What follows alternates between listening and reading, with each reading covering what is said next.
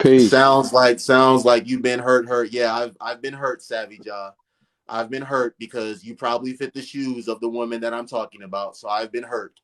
I've Ladarius and Keontae and Javion and Jamonte, they done took all the women that I ever wanted in high school and college. Right.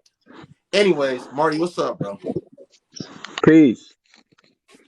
Marty, first question. Do you agree or disagree with her idea that it's hard for pretty girls to come across a good guy?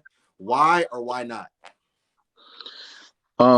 Pretty women, yeah, I do believe that it's harder for pretty girls to come across good guys because pretty girls don't aren't attracted to good guys. They don't want them, they don't like them, they don't look for them, they're not checking for them. So what pretty girls want, or girls who have pretty privilege, is they want bad boys to be good boys for them.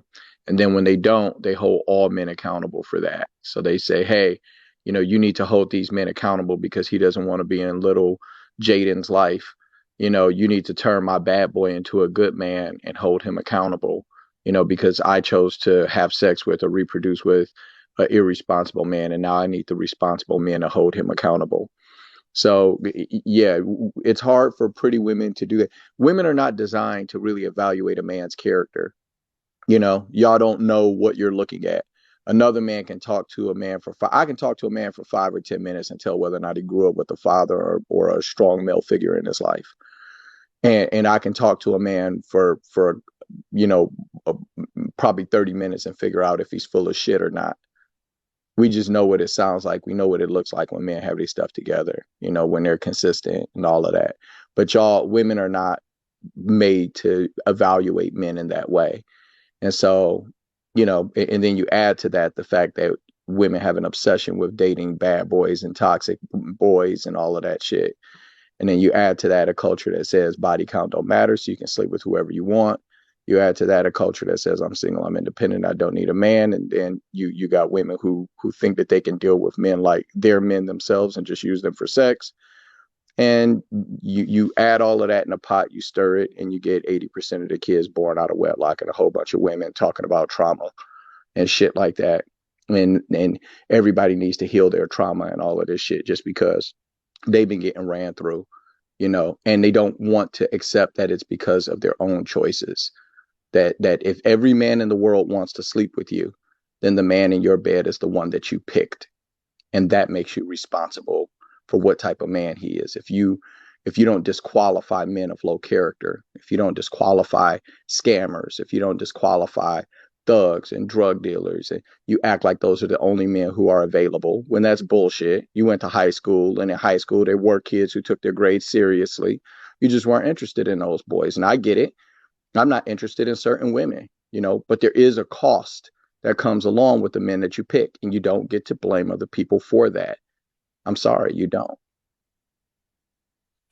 So, Marty, why do you think quality, high caliber men don't marry the woman that's the pretty girl that's quote unquote popping on the ground? So like like she said in that video, when she's talking about plain Jane girls, she's saying the opposite of a plain Jane girl is the girl that we keep our hair done, we keep our nails done, we're outside, we go outside a lot, we like to party. She like, I don't know if you were here earlier, Marty, but you heard the audio. I Everything heard she all of the said, she didn't audio. say one thing, her personality, her character. She didn't say anything about any skills or Yeah. attributes that she could bring to a man in a relationship. So Marty, why do you think that, men high, quality men of a high caliber, that they will sleep with these women that are the opposite of the plain Janes, but they will marry the plain Jane woman? All right. I don't think women really understand the life cycle of a responsible man. Okay, so a man, when he's a responsible man and he's taking his own life seriously, then he has access to things that he doesn't take advantage of, right? Now, I had periods of time in my life where I just like, enjoyed myself and dated multiple girls, but for the most part, I never took full advantage of the damage that I could do, right? I'm over 6 foot tall. I'm a multiple six-figure earner. I was quarterback in high school. I was a flyer in the military, so I wore a flight suit. Everybody thought I was a pilot. Like I've had a lot of access to women my whole life. And I never have been the type of guy, even though I have had my fun, I've never been the type of guy to just go dumb and do everything that I could do. And the reason why is because to be successful in life, you have to show restraint. And that's one of the things that having a man in your life that helps to raise you teaches you and is necessary. Because when you're a young man and you cross that line from 12, 13, and you get all those hormones that turn you into a man, it's like getting your superpowers, right? Especially if you're one of the lucky guys who are win the genetic lottery where you're not too hard on the eyes and you're tall and handsome and athletic and smart, right?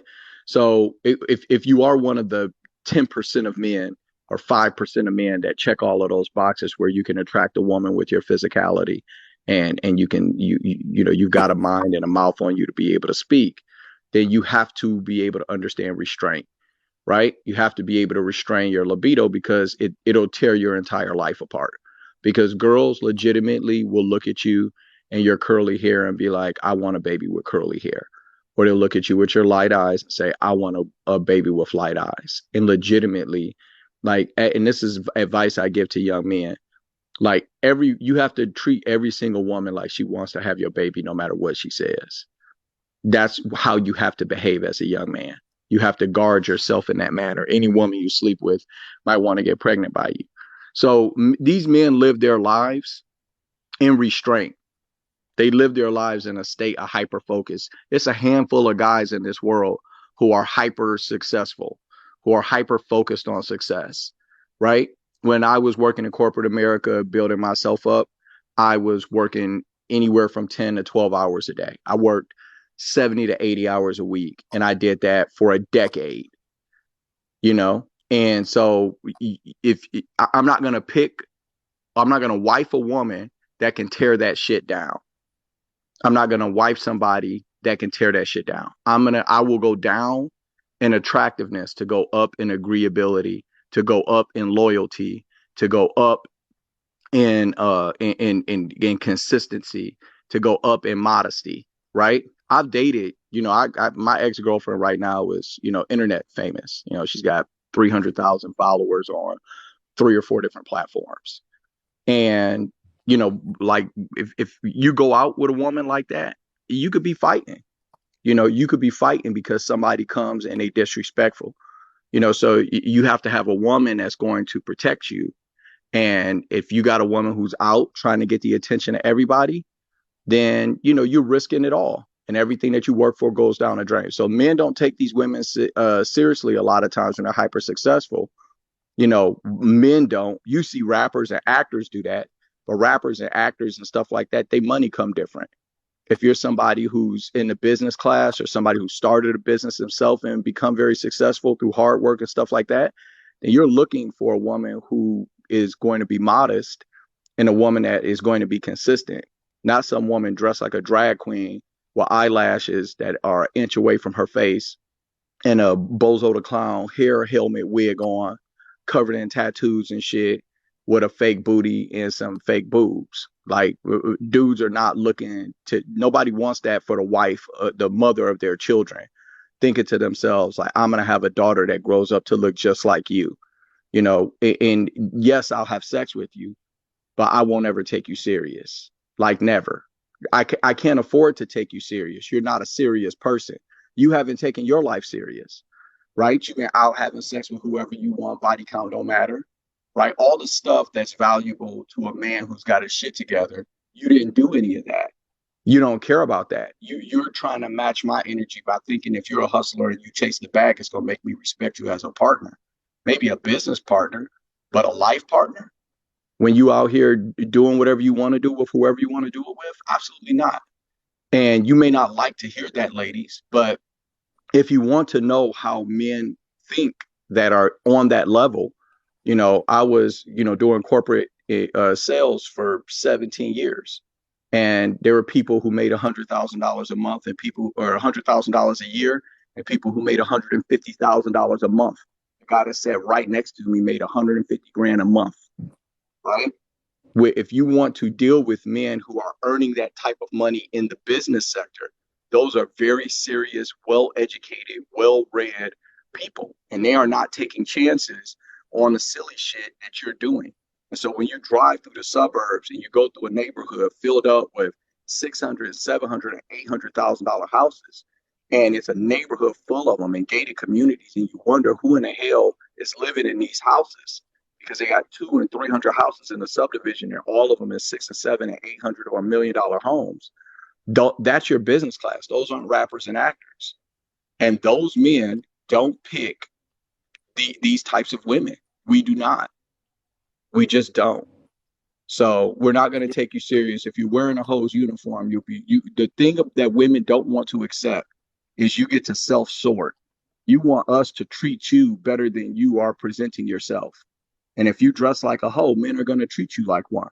They're not going to treat you like a princess or a queen or the Virgin Mary when I can see your camel toe or you booty shaking in a damn video that you posted online for attention.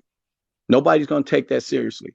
But they will smash. And you can have whatever judgment you want about that as long as you know the reality so that you know what you're dealing with when you sit down at the dealer's table and get your cards. Yep.